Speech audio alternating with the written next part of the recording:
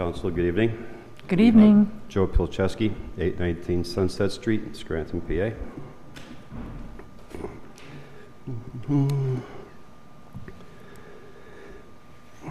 My first presentation regarding exposing corruption at the courthouse relevant to city interests will speak to the operation of the Office of the Court Administrator and how its operation is weaved into the dense fabric of corruption in our judicial system. However, you will not hear that presentation this evening.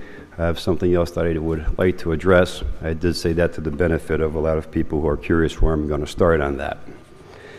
Since my appearance here 2 weeks ago, I've received emails, letters, and phone calls that were voluminous in nature and copious in caveat-laced content, which volume compels me to respond. Not surprisingly, most of the caveats urged that I proceed very carefully, while others warned that I better not proceed at all. The former I can comply with by very carefully ensuring that my facts are all true and correct. The latter simply falls on deaf ears.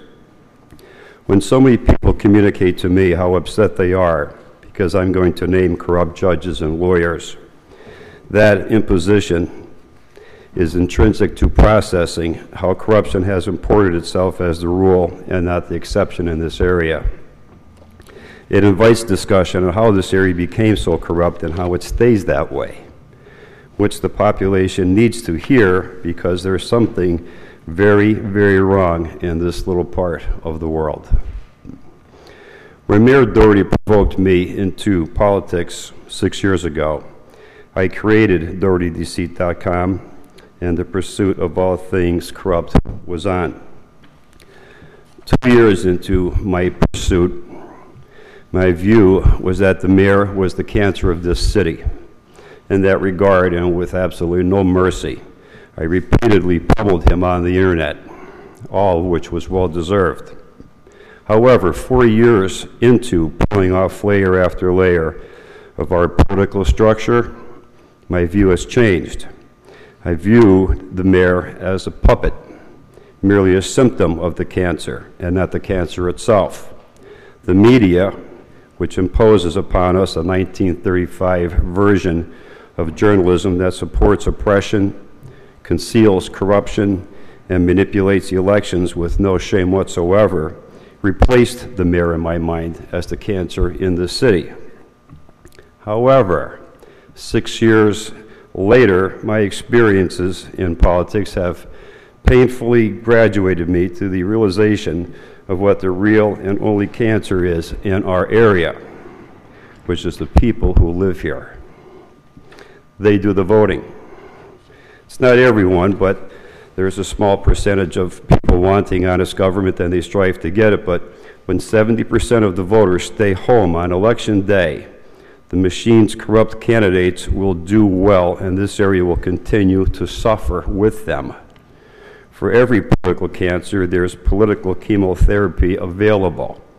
The cancer this area suffers from, its very own people, can and will be cured, which just happens to be on my list of things to do this year. The moral of the story is, if we can understand how this area became so corrupt, then we can fix it. We must stop looking only at elected officials as the cancer and look at ourselves, the electors of these corrupt politicians, as the cancer, because that's the absolute truth of it. As understandable as apathy may be, we're the enemy unto ourselves when we stop voting and we stop organizing ourselves to vote for who the right person is that should lead our government. This will not be an easy task. The people will need a leader to ensure the process begins and that the process stays on course. That person stands before you.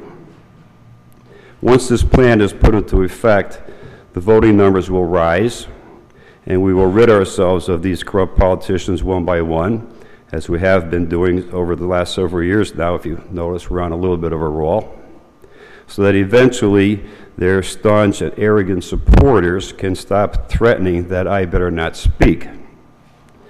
to those people who have threatened me and my family for fear of what I will say relating to the courthouse, I say to you that you can be assured that your fears are very well placed. And I will see you next week, and I will begin my presentation on the corruption at the Lackawanna County Courthouse. Thank you for your time. Thank you. Is there anyone else who cares to address council?